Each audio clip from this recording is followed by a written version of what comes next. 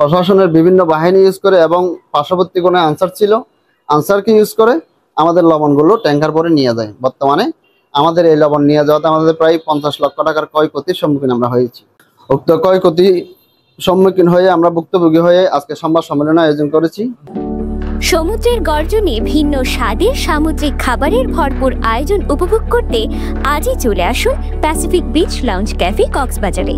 উনি হচ্ছে আমার মূল মালিক জনাব আমানুল্লাহ। উনি 11 সালে জমি লিজ নিয়েছিলেন সরকার থেকে। 11 সালের দিকে দখল অর্পণ করেছে। 18 সালে কোনটা বেরিবাঁধ নির্মাণ করে, কোনটা শ্বাস উপযোগী করে গড়ে তুলেছেন। উনি দখলে ছিলেন। 2024 সালে আপনার 30/9/2024 ইংরেজি তারিখ ওনার বিশেষ টাকার প্রয়োজন হওয়ায় ইসমাইল গং অর্থাৎ আমি একজন অংশীদার, ইসমাইল সহ আমরা 7 জনকে উনি ওই তো গোনাটা লাগিয়ে নেওয়ার জন্য আমাদেরকে প্রস্তাব করেন। আমরা দরদাম নির্ধারণ করে ওনার প্রস্তাবে সাড়া দিয়ে আমরা রাজি হয়েছি। নির্দিষ্ট একটা দামের মাধ্যমে নির্দিষ্ট একটা দাম নির্ধারণ করে আমরা গোনাটা লাগিয়ে নিয়েছি এবং আমরা উনি আমাদেরকে দখল বুঝিয়ে দিয়েছেন। তখন আমরা দখল পাওয়ার পর থেকে যখন আমরা গোনাতে যাই, মৌসুম ভিত্তিক হয় আমাদের গোনাগুলো লবণ শ্বাস এবং চিংড়ি শ্বাস।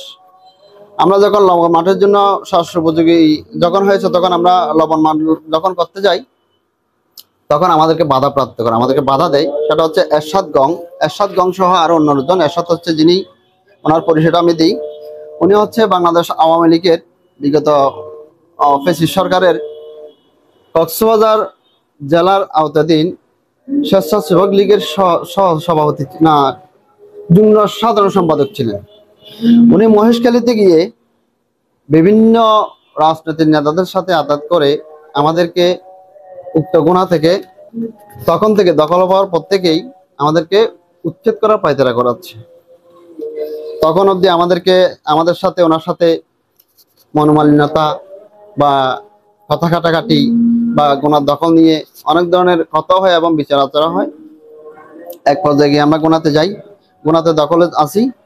উনি মাঝে মধ্যে গুন্ডা বাহিনী নিয়ে আমাদেরকে উচ্ছেদ করার চেষ্টা করে এবং উচ্ছেদ করেছে কয়েকবার। সর্বশেষ যেটা করেছে সেটা হচ্ছে আমরা ওখানে দখলে ছিলাম, আমাদের চাষাবাদ ছিল, আমাদের লবণ ছিল। সর্বশেষ গত 9 তারিখ রানিং মার্চের 9 তারিখ থেকে উনি গুন্ডা বাহিনী আমাদের লবণগুলো আত্মসাৎ করার চেষ্টা করিতেছে। এই ব্যাপারে আমরা মহেশখালী থানায় একটা অভিযোগ দায়ের করেছি। এটা সুমন, আমাদের একটা অংশীদার সুমন, পিতা নুরুল হক, স্বয়ং পূর্ব কালাগাজীর পাড়া হওয়ানব, মহেশখালী কক্সবাজার। উনি অভিযোগকারী হয়ে একটা অভিযোগ দায়ের করেছেন। ওই অভিযোগের কোনো সুরাহা না হইতেই গতকালকে 11 তারিখ 3 মার্চ 2025 ইংরেজি উনি গুন্ডা বাহিনী নিয়ে সদল বলে এবং প্রশাসনকে মিথ্যা তথ্য দিয়ে প্রশাসনকে ইউজ করে উল্টা আমরা ক্ষয়ক্ষতি করতেছি বলে, আমরা চাঁদাবাজি করতেছি বলে প্রশাসনকে ইনফরমেশন দিয়েছে, বলতেছে বগাছাত্র কোণে আমরা ক্ষয়ক্ষতি করার জন্য চেষ্টা করতেছি। ওই ইনফরমেশন দিয়ে ওখানে বিভিন্ন প্রশাসনকে ইউজ করে আমাদের লবণগুলো গত 11 তারিখ ওনারা মেপে নিয়ে যায়, যার কারণে আমরা ব্যাপক ক্ষয়ক্ষতির সম্মুখীন হয়েছি। প্রশাসনের বিভিন্ন বাহিনী ইউজ করে এবং পার্শ্ববর্তী কোনো আনসার ছিল, আনসারকে ইউজ করে আমাদের লবণগুলো ট্যাঙ্কার করে নিয়ে যায়। বর্তমানে আমাদের এই লবণ নিয়ে যাওয়াতে আমাদের প্রায় 50 লক্ষ টাকার ক্ষয়ক্ষতির সম্মুখীন আমরা হয়েছি।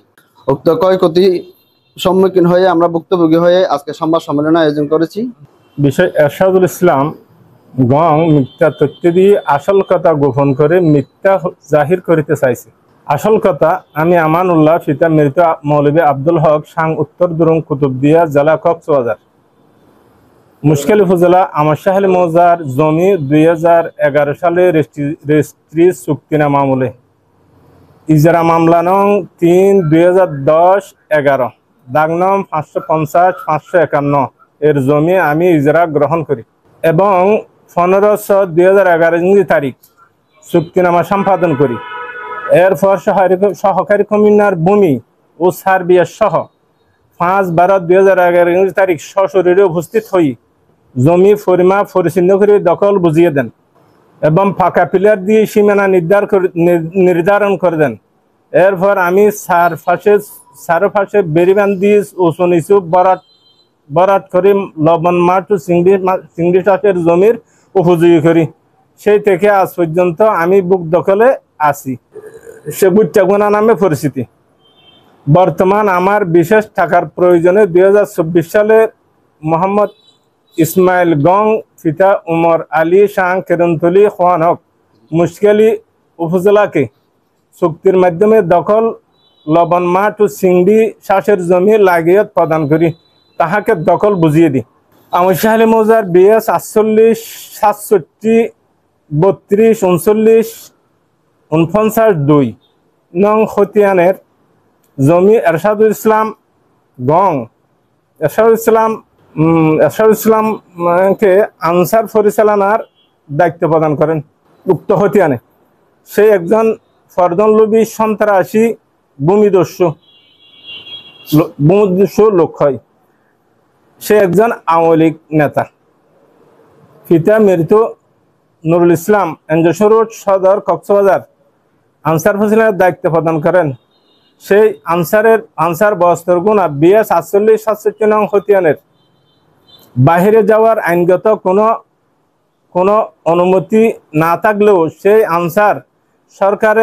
আনসার সরকারের ওয়াবদার বেড়িবাঁধের বাহিরে পশ্চিম পাশে আনসারের মাধ্যমে উপর উল্লেখিত আমাদের জমি বিভিন্ন সময় বেআইনি অনুপ্রবেশ করে আনসার সহযোগিতা করেন এবং ফেরাসের দায়িত্ব কায়েম করেন। এখন অপরাধ থেকে আমাদের বাঁচানোর জন্য হক ও ন্যায়ের পক্ষে সরকার ঊর্ধ্বতন কর্মকর্তা আইন শৃঙ্খলা বাহিনী সাংবাদিকবৃন্দ সহযোগিতা কামনা চাই।